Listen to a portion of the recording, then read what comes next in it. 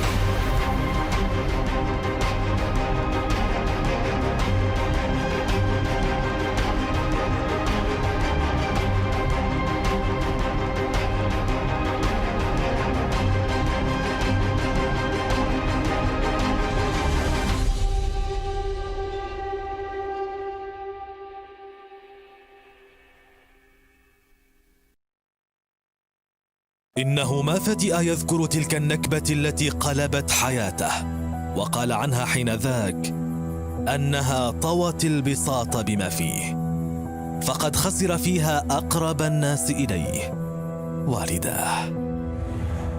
في العام 749 للهجرة 1348 للميلاد اجتاح وباء الطاعون تونس، حيث كان يعيش مع أسرته، وقضى على أرواح الكثيرين من أصدقائه. اعتزل الناس ل4 سنوات، وتفرغ للبحث والتنقيب في العلوم الإنسانية. توالت عليه المناصب من كاتب سر إلى أن أصبح قاضياً، ثم رئيساً للوزراء في بجاية، لكنه كان محسوداً دائماً ومعرضاً للدسائس والوشايات والاستبعاد من منصبه. عاش حياة مضطربة لم يعرف فيها الاستقرار، وكان دائم الترحال خوفاً من خطر القتل، كما خبر فيها محنة السجن وتنكر الأصدقاء.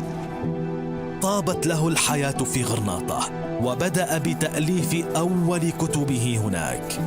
إنه ابن خلدون الحضرمي الإشبيلي، أكبر منظر لفلسفة التاريخ في كل الأزمنة. حفظ القرآن الكريم ودرس التفسير وعلوم الفقه، الفلسفة، المنطق وعلوم اللغة، وهو أول من أسس علم الاجتماع، وتوصل إلى نظريات باهرة حول قوانين العمران البشري، وطور بناء الدولة ودراسة هيكل المجتمعات وتطورها. ثم أنجز كتابه الموسوعي العبر وديوان المبتدأ والخبر، وهو أحد المؤلفات المهمة في الفكر الإنساني وتفسير أحوال البشر وطبائعهم.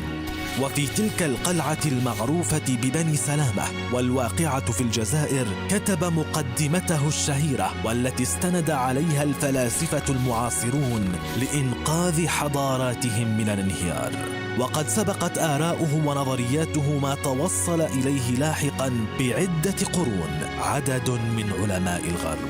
انتهى به الترحال في مصر، وتوفي فيها عام 808 للهجرة 1406 للميلاد، ودفن في القاهرة عليه رحمة الله.